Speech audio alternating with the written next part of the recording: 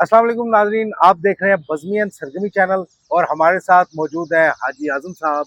और हाजी साहब से हमारा आज का सवाल है, हाजी साहब ये बताइए कि इंसान और ये पौधों में क्या फ़र्क है?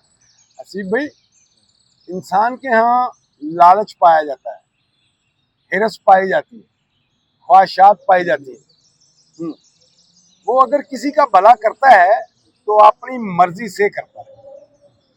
पौधा जो है इसमें लालच भी नहीं है, हिरस भी नहीं है और तमा भी नहीं है, ख्वाहिशात भी नहीं है।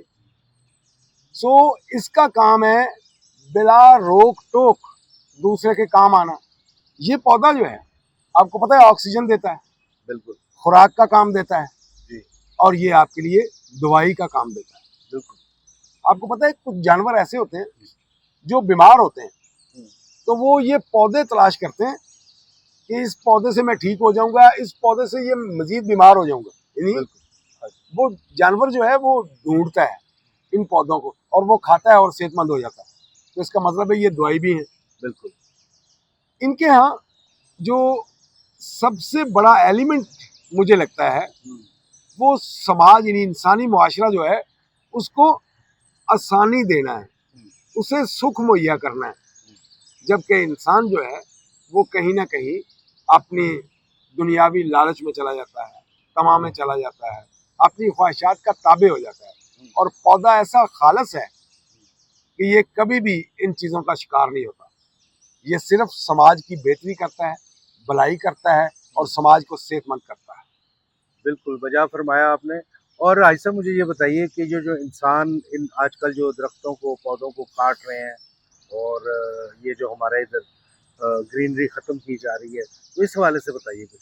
सर वो नाहंजार हैं, नालायक हैं, उनको नहीं पता कि उनकी आने वाली नस्ल जो है वो किस मुश्किलात का शिकार हो जाएगी।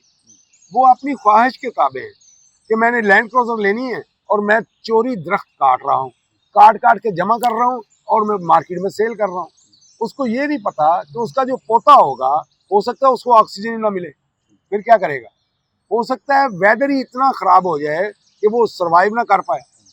तो वो बुनियादी तौर पर अपनी ख्वाहिशात के ताबे अंधा है, वो दूर अंदेश नहीं, उसको दूर तक देखना नहीं आता। अगर उसको दूर तक देखना आता तो वो कभी भी ये हरकत ना करता। बिल्कुल।